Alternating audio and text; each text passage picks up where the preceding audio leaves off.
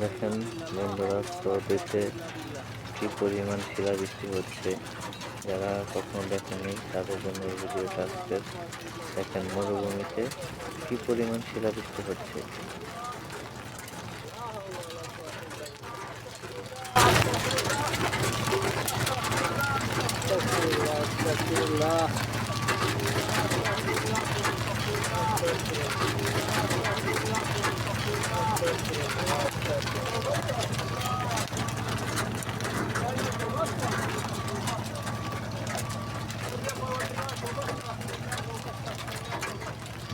দেখেন প্রবাসী ভাইয়েরা কোথায় বসে আছে বৃষ্টির জন্য।